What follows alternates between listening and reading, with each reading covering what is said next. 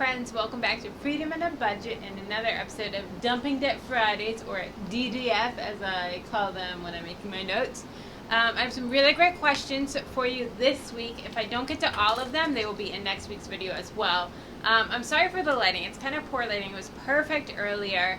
And then a dear friend of mine gave me a call and we talked for 45 minutes and I lost all of my natural light, but friendships and stuff like that are so important to me, so I really wanted to invest in that and talk to her. And I was like, you know what, video can wait, it's okay, we'll work with it. So I'm going to dig into some of these questions. Some of them were good, they were tough. I had to do a little research, which was fun to learn some extra things. So we're going to dig right in. First one is from Melodie S, and she says, with my job I have a choice of PPO or HDHP/HSA plan. I've heard Dave Ramsey say many times to get the HSA plan because it is a lower premium. With my employer, I get either for $0. The company will put $500 into your HSA initially, and they will match $50 per pay period towards an HSA, which would come to a total of $2,400, me contributing $50 and them matching.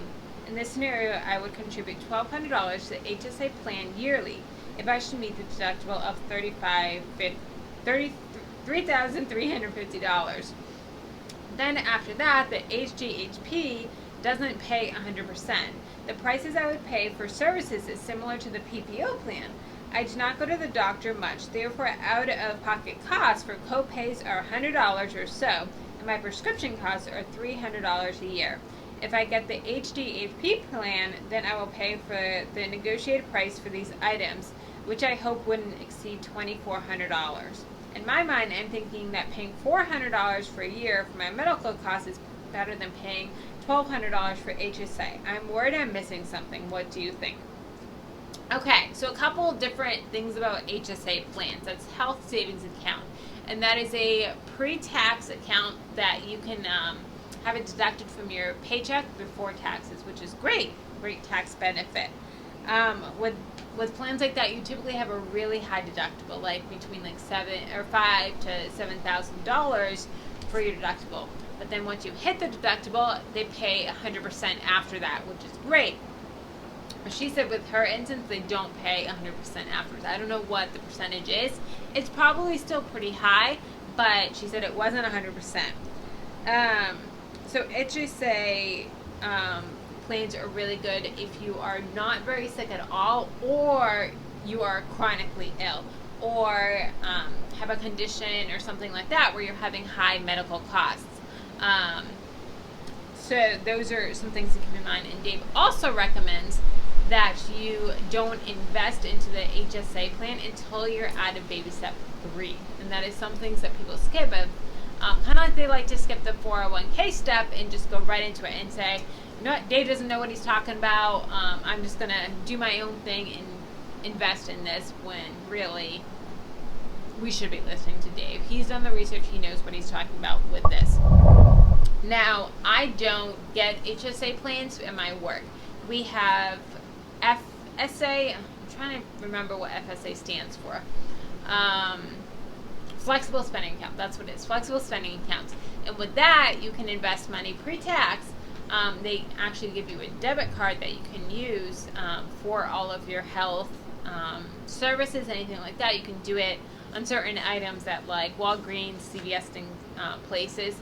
But the problem with that is you have a time limit to use it. So say you put in $500 into your FSA, you have till the end of the year or till end of March to use it all, or you lose it, which I don't like at all, because who knows what's going to come up. I'm a relatively healthy person. I don't typically have a lot of medical costs, but who knows what's going to happen. I may use it, I may not. So I don't want to put money into it if I'm not going to use it. So I personally have the PPO plan. I think it's awesome. I have pretty low costs and I don't meet it. I don't meet the deductible. I don't meet anything like that, and I just have to pay my copays. My copays are a little bit higher. Higher than, I think it's like $50 for a specialist, $100 for ER, stuff like that. I had to pay $50 for urgent care. So it's a little bit higher, but it's doable. So I would just say do your research. Dave has some awesome videos about HSAs, and maybe just give him a call. You know, he takes awesome phone calls about this and say, hey Dave, what am I missing? This is everything laid out. When you do call, make sure you have everything on paper for any question that he may ask you, but give him a call. Absolutely. All right, next one is from Karen, and she says, oh, Karen, but she separated. I got you now, girl. She says, hello, I love your videos. I am so excited to create sinking funds. Can you tell me the difference between Capital One 360 saving versus checking, and which one is more commonly used for sinking funds? Also, do you have a step-by-step tutorial of this Excel sheet? It's the first one I've seen that makes sense and isn't overwhelming. Plus, the color coding makes my heart smile. I love that you like the color coding. I actually just did a 4-video series on how I create my Excel spreadsheet. So I will do an iCard up here and also link it down below of the playlist that goes step by step of everything that you need to know. And if you have any questions on that, please just ask those questions and I can answer them for you. And then for Capital One 360, so I have my emergency fund in Bank of America with my checking account, and then I have my sinking funds, because I don't use them very often, in Capital One 360. So Bank of America and Capital One 360, totally separate banks, and Bank of America's savings account is 0.001%. I was making like a penny on interest every month. It's ridiculous. Capital One 360s is 0.75%, so 0.75%, which is great for a savings account. So I do all of my sinking funds in there. I just do monthly transfers. If you transfer from Bank of America to Capital One 360, they charge you a $3 fee. If you transfer from the Bank of America website, if you do it from the Capital One 360 website, there's no fees, which is awesome. So just make sure that you're doing it from the Capital One 360 site as well. And also, it takes like 3 days for the money to transfer. So just have that in mind. I do have, I think I mentioned, I have my emergency fund in my Bank of America account, the $1,000. So if something comes up and I need that money instantly, I can make the transfer on my phone and it's there right away. So that's what I do for those. I do have a Capital One 360 video that I'll link above as well. And I'll also put my affiliate link for Capital One 360 down below in the comments or in the description box. If you do go through that, it is an affiliate link, so I get $20. And then also, I think you get $20 or $25 for signing up through it, which is awesome. So we'll get you started on that. All right, and for time's sake, we're going to go through one more. And Lori McIntyre asks, I always hear about Dave Ramsey and the baby steps being about managing your money according to the principles of the Bible. Do you feel that a person needs to be religious to follow the steps to make the process work for them? Okay, absolutely not. The principles that Dave talks about in FPU and in his books there are a lot of principles that you've heard your whole life. And a lot of people don't even realize that they're from the Bible, like sowing and reaping, say, slave to the lender, different ones like that. And Dave lays them out in a very careful way. He is like, this is what the Bible says, this is the verse and the reference, leaves it at that. He doesn't really go too much into it like a sermon would. So it's not a lot of Bible in it.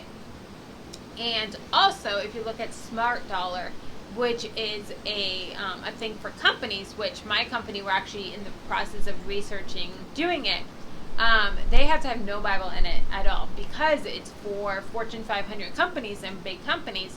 So it's all the same exact principles, but no Bible, which is really nice for the workplace and different people that aren't religious. So absolutely not. You do not have to be a Christian or religious or follow the Bible or the Quran or whatever it is to follow the principles and to learn from Dave. Honestly, I know many people that have gone to FPU. There's people in my FPU class that's held in a church, but they don't attend church, and they are welcomed with open arms. Two of the girls at my small group table are in that situation, and they feel 100% welcome. And even with it being in a church, there's not a lot of like church questions at all. So absolutely, go take FPU. Take it. I absolutely recommend everyone to take FPU, no matter what stage of life you're in. So that's all the questions that I have time to get to this week. Please leave your comments down below, your questions down below in the comments. I am so excited to answer them next week for you. And thank you so much for watching. You guys are awesome. I love you, and I hope you have a great night.